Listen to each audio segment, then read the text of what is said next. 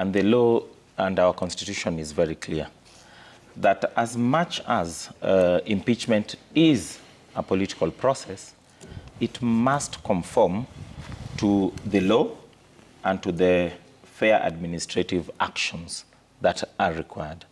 So to that extent, it's quite sad that whoever crafted this particular process of the removal of the deputy president may have, by that alone, gifted the deputy president orders that he will receive in court, just by that process alone. Why do I say so? What you have already had is a clear indication that the first process, that is the trigger process, is already flawed. So that by the time you want to say that this trial is reaching the Senate, it must be anchored on a proper legal foundation. The moment the motion that is being discussed is actually set aside and other aspects outside the motion are actually being discussed and lead to a decision by the National Assembly, that by itself, you don't need to go further, is already a problem.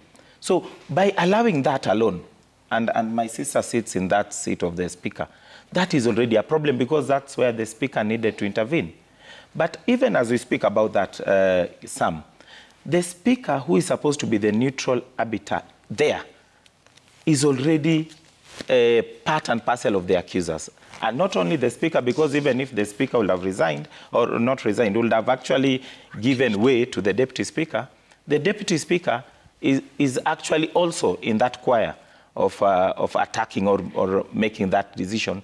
So it becomes very difficult for you to say that someone will get what we call a fair hearing at that part, as much as it's not a hearing, a fair position, because he's going to defend himself there. That again becomes a problem. And the reason I tell you that is because fair administration is very important.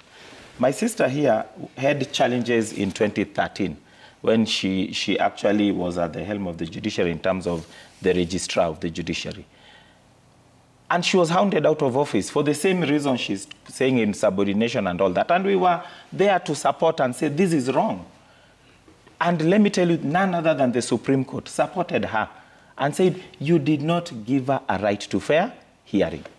So even if, and I take great exceptions to a lot of things that the deputy president has been saying, has been, you know, but you give the devil his due. And the moment you fall short of that glory, let me tell you, it's all for naught. When you talk about the aspect of now the impeachment motion, the impeachment motion is supposed to be grounded on only 3 grounds: gross violation of the Constitution or any other law, serious belief that someone has committed a crime under national law or international law, and underline the word serious, not a joke. Then gross misconduct, gross misconduct. The moment you, and that is why I think my sister side should be very careful, because what is happening here, it is not an impeachment of the deputy president alone. It is actually an impeachment of the presidency. And the reason for that, look at all these allegations. If it's an issue of amassing wealth, none other than the former President Uhuru Kenyatta said and accused the current president of that, and even said there must be investigations. Was it done? It wasn't done. Now, when it comes to all these utterances of shares, the deputy president, I think he has a very good legal team behind him. He's actually, you know, countered it by exactly what the president has also done or said. So to a large extent... But does that help his case? Because he's the one... It really helps his case. It really helps his case. In court. Let me tell you... Eventually, of course, you send him back. With squabbles or to discriminate against an individual. The moment you are saying you cannot be blind, that you can see these utterances from this person is okay, yet the boss is actually saying the same, yet you say you are blind. Impeachment processes were not supposed to come to resolve the issues between a governor and a deputy governor or squabbles between a president and a deputy president. The reason for that is because impeachment processes are so serious that the consequences is a life sentence. Even a person who is convicted of murder does not get death or even a life sentence nowadays. You can actually be given time. But impeachment process means it's the end. So it cannot be that things come and you joke with that process. A very good example also why there is a problem with this process is the public participation.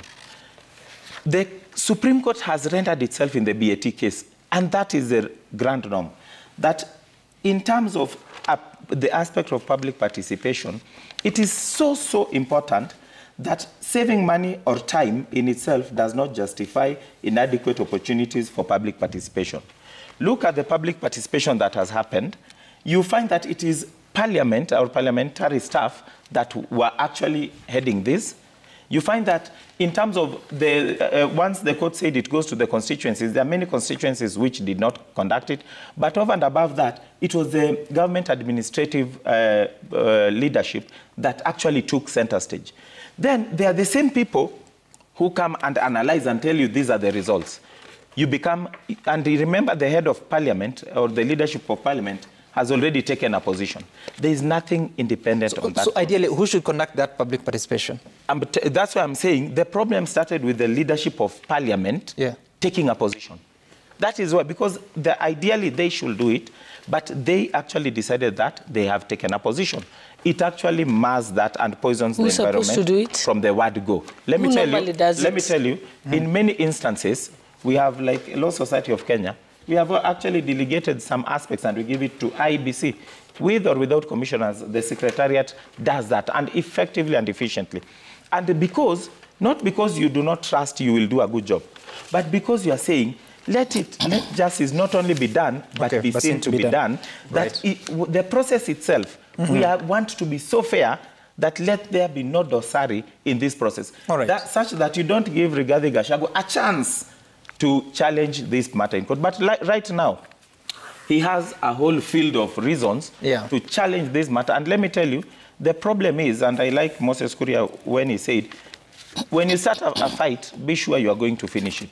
If you start this fight and you don't finish it, it will be a very big problem. It will be like that snake that you hit but you didn't kill.